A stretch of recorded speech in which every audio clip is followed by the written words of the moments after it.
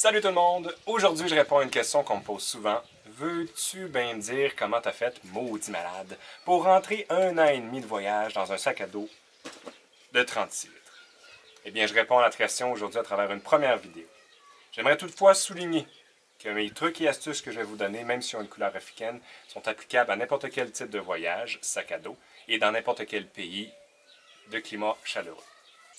Tout d'abord, pourquoi 36 litres? Pour deux raisons. Je voulais respecter les dimensions des bagages à main des compagnies aériennes, ce qui me permettait de ne pas enregistrer de bagages, donc de réduire les risques de perte ou de retard de mes bagages. Mais surtout, je savais qu'en choisissant un sac de 36 litres, j'allais vraiment m'obliger à limiter au strict minimum ce que je devais apporter. Du coup, j'allais réduire le poids sur mes épaules. Ensuite, je vous donne 3 étapes qui vont vous permettre de réduire le volume de votre sac. Étape 1 de 3, la liste. Vous devriez lister tout ce que vous voulez mettre dans votre sac.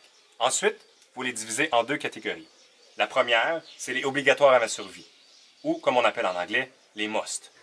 Et la deuxième, c'est les tant mieux, ou comme on appelle en anglais, les nice. Bien sûr, vous devriez prioriser les obligatoires à la survie, et si vous manquez de place, vous devriez couper dans les tant mieux.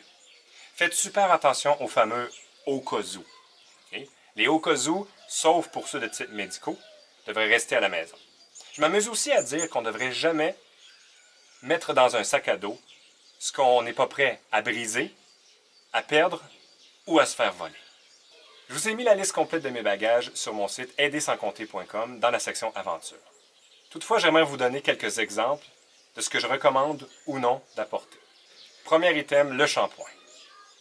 C'est non. Surtout si vous avez les cheveux courts. Pendant les premiers mois de voyage, j'avais les cheveux assez courts. J'ai utilisé une barre de savon naturel multi-usage pour tout le corps. Maintenant que j'ai les cheveux un petit peu plus longs, je me suis permis de m'acheter une petite bouteille qui est quand même assez grosse de shampoing sur place dans le pays. Deuxième article, la garde-robe. Comme vous vous en doutez, c'est non. J'adore la règle des 4. 4 gilets, 4 pantalons, 4 bobettes, 4 bas.